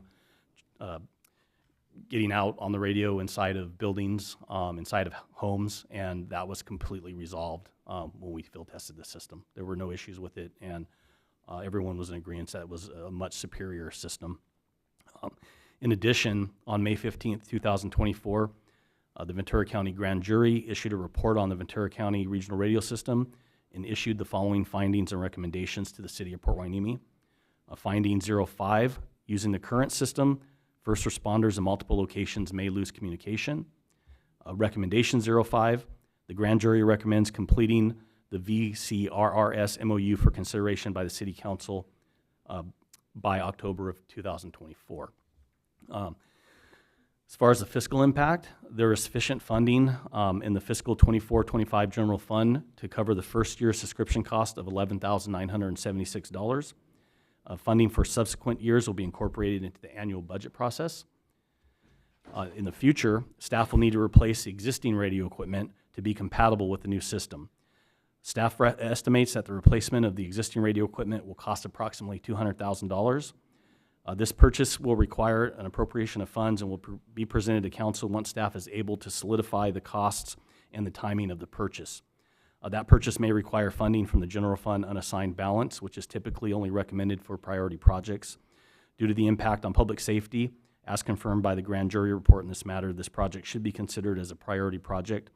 However, staff will explore funding sources and/or grants and provide more detail and options as the project proceeds. One thing that we have done to start trying to mitigate the cost of replacing the radios is, as we've hired our last several officers, when we purchased their radio, what we've done is we've purchased all band radios instead of single band radios, which are capable of operating on the 700 megahertz system. So I would estimate, and I'd have to sit down and really go over the numbers, that we probably need to replace about 45 radios at this point. And with that, I'll open it up to any questions or comments.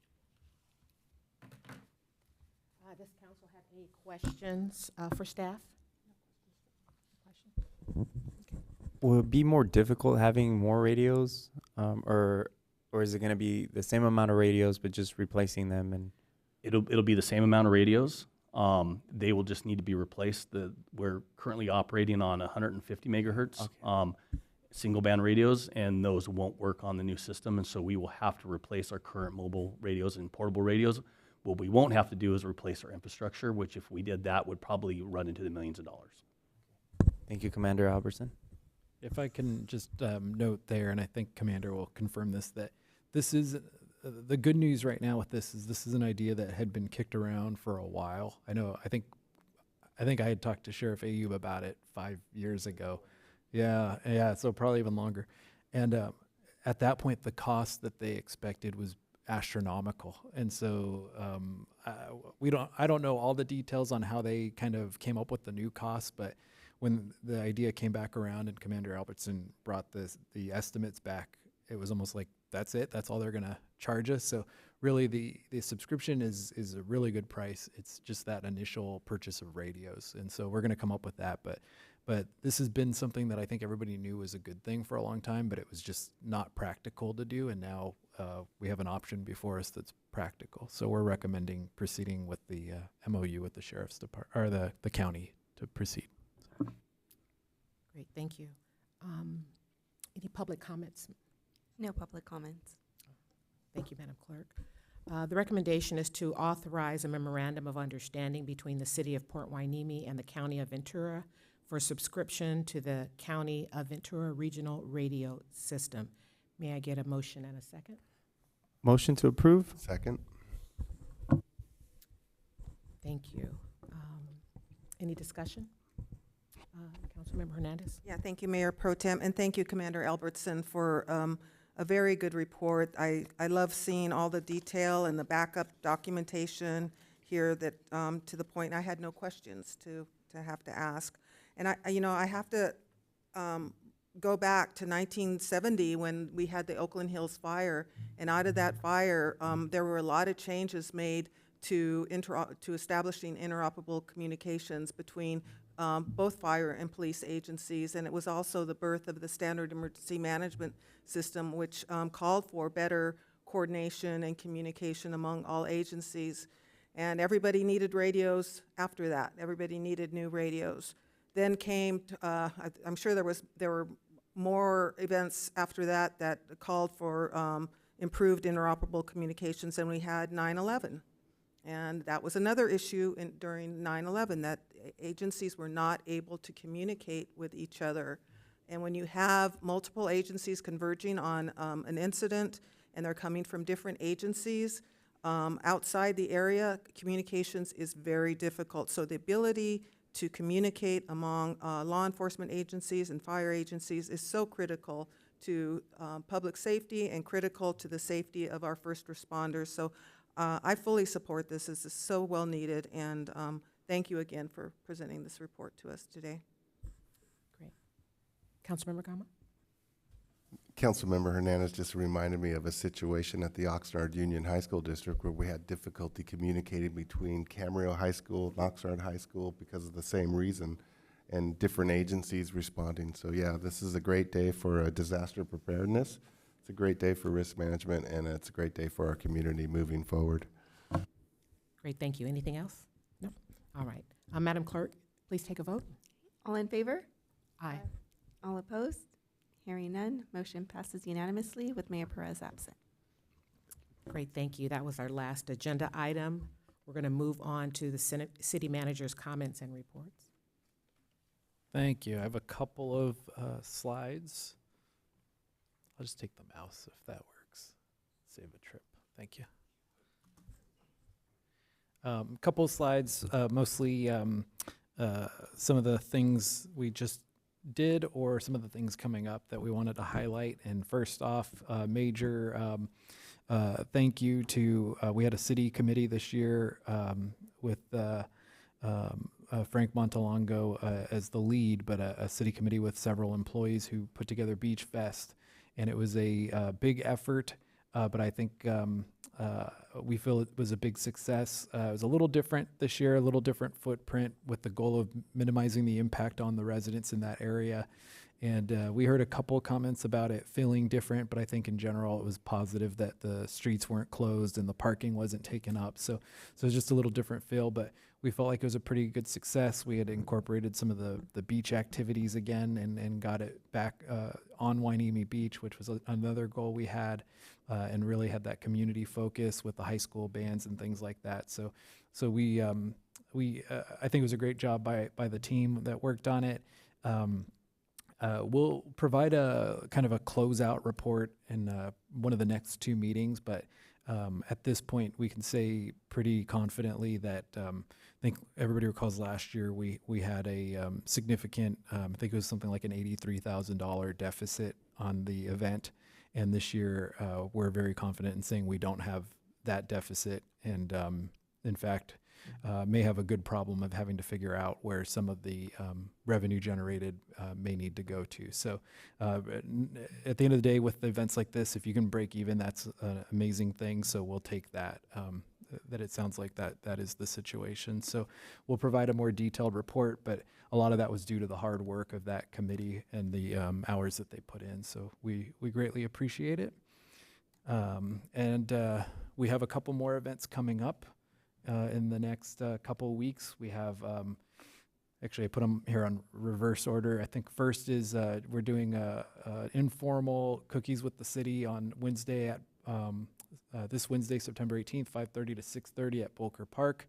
We're gonna have some representatives from the police department, from Public Works, and from City Manager's office, along with the mayor and Mayor Pro Tem, to just, no agendas, it's just, an opportunity to ask questions and for us to get your feedback, get your ideas, and answer questions. So we're looking forward to that Wednesday, and then that leads right into on Saturday is the big California Coastal Cleanup Day event.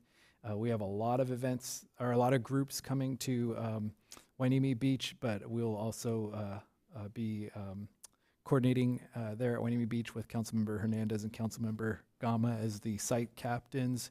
We'll be there from working from 9 a.m. to noon. And so anybody who wants to participate in that event, it's Saturday morning, 9 a.m. to noon.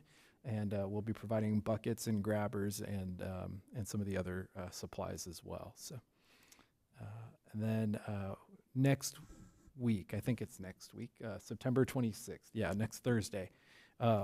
We wanted to announce a kind of a cool thing in partnership with the Economic Development Collaborative of Ventura County. We reached out to them with our economic development plan and started to talk about some simple things we can do to start working on economic development. And EDC VC is going to come on Thursday, September 26th in this room, council chambers, and do a seminar on establishing your business and brand identity, the cornerstone of business success. And so they're gonna, it'll be with a thank you to the EDC VC's Small Business Development Center advisors, Luisa Arzate and Miguel Alfaro. They're gonna come do a seminar for people starting small businesses or interested in starting small businesses and answer questions about that. So we'll plan to record it and post it for anybody who can't attend, because we know it's Thursday at 6 p.m. maybe isn't the best time for everybody. But it's sort of the start of trying to get some of our economic development goals going. So, and then as far as the next agenda, actually I left out one slide that I meant to put in, and well, let me make sure it's not, okay, it's not there. It was a pretty cool picture. It was the whale on the beach. So just for anybody who is curious, we didn't announce that the whale was there because we didn't want everybody to come flock to it. But we had a whale wash up on the beach. Unfortunately, it was dead. It looks like at this point the early feedback is it may have been hit by a vessel. And so that's that was they took some what's it called, some samples, so we'll know more, but that was sort of the initial response. And so it washed up on Thursday, and I want to give some credit to our Public Works team who jumped on it and got some experts in the field out, and it has already been removed from the beach. Interestingly enough, it gets towed out about 26 miles offshore. And so it was towed out yesterday. So it's been removed from the beach for anybody who is interested. We were going to do a post about it tomorrow now that it's gone, but the newspaper beat us to it, and it was in the VC Star today, but they hadn't noted that it had been removed yet. So it's now removed. And so then looking forward to October 7th, our next council meeting. Right now, these are the items we currently have scheduled. We have an employee recognition item. We have Breast Cancer Awareness Month proclamation and Domestic Violence Awareness Month proclamation. And then the three business items we currently have scheduled are the no smoking ordinance information. You may recall we did a report on what a no smoking ordinance would look like. There was some additional questions from council that we were asked to go do some more research on, so we're bringing that back. And we'll let the group know who had, I think it was the future leaders who had been speaking about that item. We'll let them know it's on the agenda. And then we plan to do an update on our traffic efforts. Some of the things, we just installed some more rapid flashing beacon pedestrian crossings and things like that. So we'll try to do an update just noting some of those efforts that we put in place. And then a few months back, the council had asked for some information about a pedestrian safety campaign. So we're bringing that back as well, and that'll pair up nicely with the traffic mitigation efforts. All that is connected, all the traffic and pedestrian safety. So right now that is the plan for the October 7th agenda. And that's everything I have. Thank you, City Manager. We're going to move on to council member reports and comments, and we'll start with Councilmember Martinez. Thank you, Mayor Pro Tem. I just want to mention that those business workshops, I'm so excited that they're being released. So for those of you guys who want to start a business or want to learn more, it's September 26th, Thursday, here at 6 p.m. And hopefully it's a success, and then maybe we can bring some more free workshops from EDC. I want to announce that Reach is planning a new pickleball tournament November 2nd. It's going to be a mixed doubles tournament. The last tournament was a success. I also want to mention today is the Mexican Independence Day. So I know we had too many proclamations today, but I mean that could have also been one too. But Sister City is planning a trip to Puerto Vallarta in February for President's Weekend. So I want to announce that too. And our next meeting is October 2nd at 6:30 p.m. here at City Hall.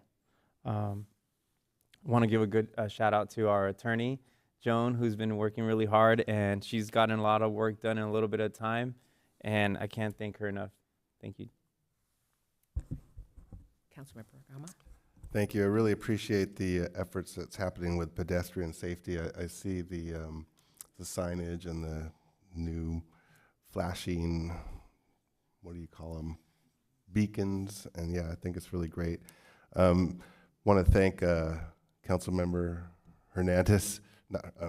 Martinez for his poem. I think it resonated with all of us. It was beautiful. Good job.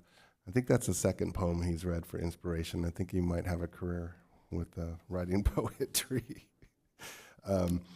Hueneme Beach cleanup is phenomenal. Been reflecting where we come from over the last years and preparing for the California Coastal Cleanup, which I like to call 3CU. This past Saturday, we had like 120 people come from Amgen. And some people might say, well, you're taking away all the trash. And I would say, well, that's the point. And we have a very clean beach. Last week, City Manager Vega and I took our surfboards and we walked out to Ormond Beach to survey the trash, and we were pretty shocked as to how clean it is. And I think it's a testament to the people that come out every Saturday, year after year, and we've really made progress. And so we have a little bit of a problem for the California Coastal Cleanup is that there's not a lot of big trash out there, but we are going to be focusing on the microplastics. And then when you start to focus on the little stuff, then you start to see it. Little pieces of plastic and stuff. And we just had a wonderful time this past Saturday with Amgen, and they come out about 3 times a year, and they brought 120 people with them, and we just had a blast. So yeah, it's just great to see the progress that we have made, and we're going to have a lot of people here for the California Coastal Cleanup, and we're just going to keep focusing on the micro stuff. And Hueneme Beach is truly, probably one of the most cleanest beaches in our county now. And so, really enjoyed the Hueneme Beach Festival, and the thing that got me the most was the marching band competition. Martha's husband is a retired music director from Oxnard High. I know he would be proud. But I got an idea, and think of the robotics competition that the port sponsors at the port. And I've been there, and I get excited every time it comes, because you go and you see the enthusiasm that the teams have who come there to participate. What if, and this will be the first time this has been announced, this is big news, what if we could have a similar competition for music, arts, and drama, where high schools will put together a team, and they come and perform music, and they present art and drama. And maybe it could be the equivalent to what the STEM robotics program has become. And so the reason why I bring it up is because, I mean, I missed Hueneme and Channel Islands, and I was really sad, sorry, but I did catch Oxnard, and the enthusiasm, the showmanship, the moving of the instruments, the talking, I mean, it was just great, you know. And so maybe as a council we could work on that. And if there's somebody out there that wants to run with this idea, run with the idea, we'll work with you. But I think the more that we could do in music, art, and drama is something to think about. And then I was super surprised, because I was really interested about this wrestling thing. I'm like, what is this all about? The enthusiasm, the organization, the way they managed it, I mean, it was impressive. And there's little kids, middle kids, and high school kids, and some adults. And it was a really well-run, organized event, a lot of enthusiasm for it. And so I was quite surprised with that. The other day we had our VCOG meeting at the Cal State University Channel Islands. And for the first time, I was able to hear from Dr. Richard Yao. He's the president of Cal State University Channel Islands. And I was just so impressed with this man. He is really working inside of our community to attract and reach the kids that need to be inspired to pursue education. And I was really, really impressed that he's working closely with Dr. Thomas McCoy, Oxnard Union High School District Superintendent. And some of the things that they're doing, they're phenomenal. They started an undergraduate research program, which is pretty phenomenal just thinking about it. Like, wait a minute, undergraduate students now could participate in research projects. And so, again, that's another innovative thing that's coming to our community. It's really important for our community.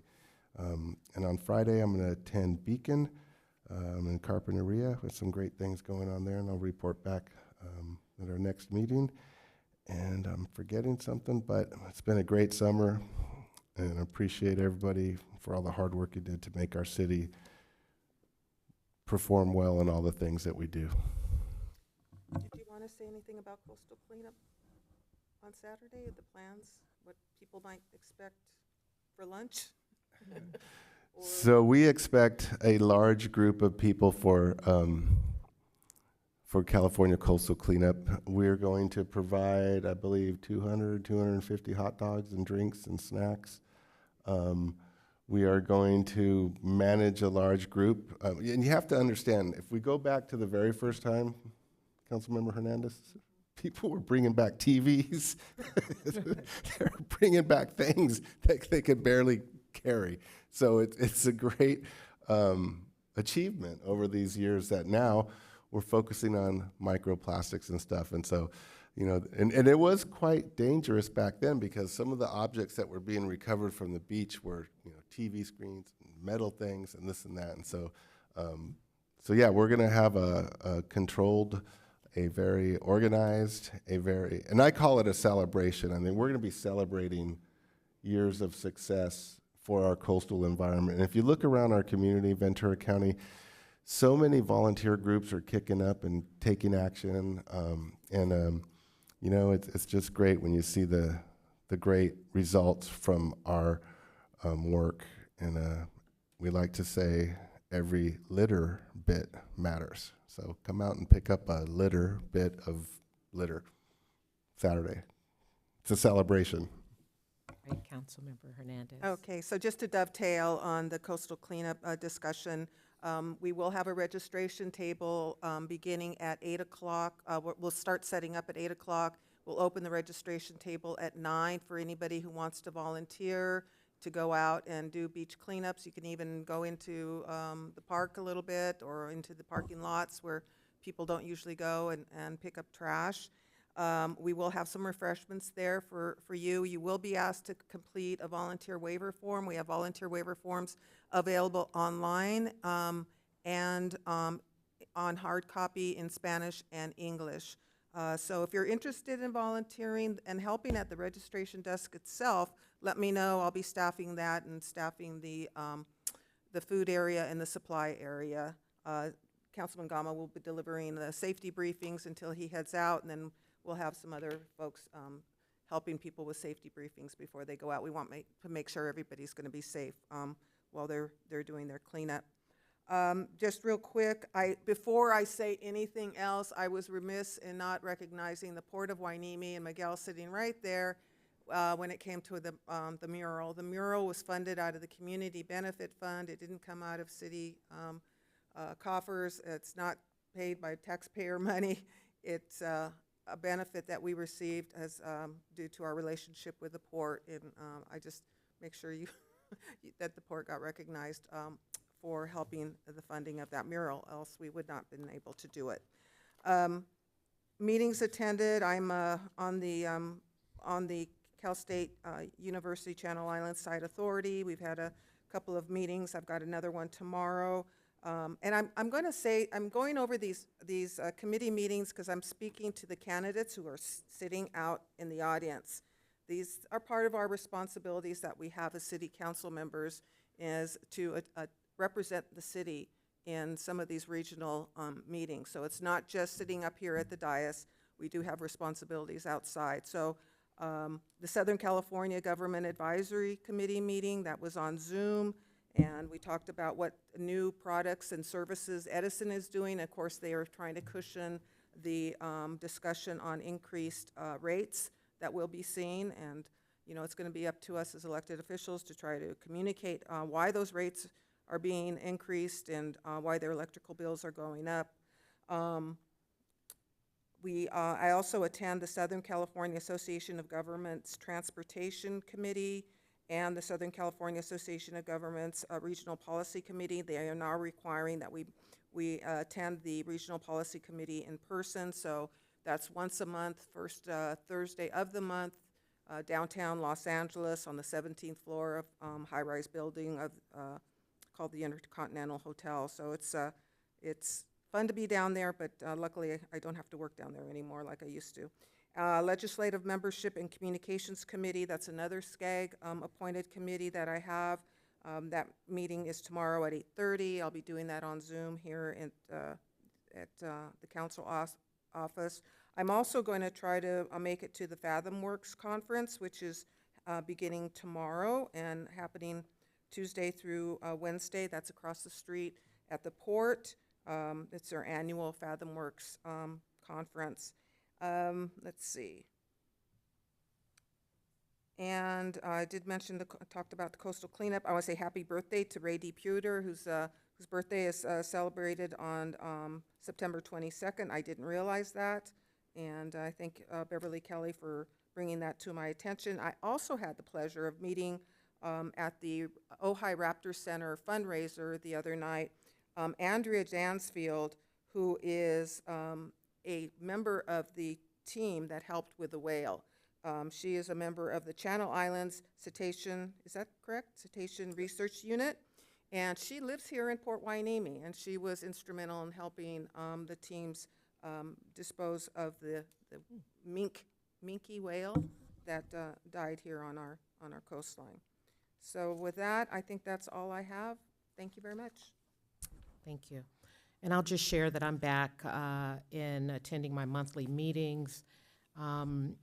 GCTD, just want to announce that their ridership has increased back up to pre-COVID ridership, and that is as a result of the Student Ride Free program.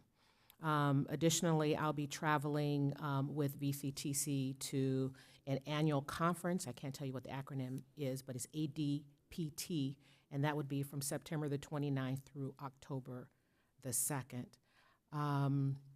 Also like to announce and thank the chief for allowing a senior detective, Ricardo Miranda, for being able to come to our coffee and conversations with our HOA. So that's scheduled for the 18th at our clubhouse. And I will tell you that the residents are hoping for a cameo from Giorgio. So, see if you can make that work out. But additionally, just want to share as a member of VCTC, one of our members is Ms. Roberts from Caltrans, and so she's there every month sharing with us all of the road construction that's going on. And so I'll try to share some of that information for our residents because we're impacted. Folks are impacted on the freeways going up to Santa Barbara, back on the Highway 1. So I'll share some of that with the city manager. And I'm beginning the next week. I'll be starting back. No, this Thursday I'll be starting back with the Regional Sanitation District. And so then I'll be back to all of my meetings. So that's all that I have. Okay, so next we'll move on to future agenda items. So I'll remind the council members that all requested items will require a motion and a second and a majority vote per adopted council policies to be placed on the future agenda. Does anyone have any requests for future agenda items? Councilmember Hernandez? No, I don't have a request, but I do have another comment. So when, Okay. when I can do that, just let me know. Okay, does anyone have any items to add? Okay, you can go ahead and do your I comment. just want to thank Mayor Pro Tem for running an excellent meeting. You did it the way it's supposed to be done, and it worked wonderfully. Thank you so much for how you conducted this meeting. Appreciate it very much. Thank you so much. And if there is nothing else, our next meeting is scheduled for Monday, October the 7th, 2024 at 6:30 p.m. This meeting is now adjourned at 8:29.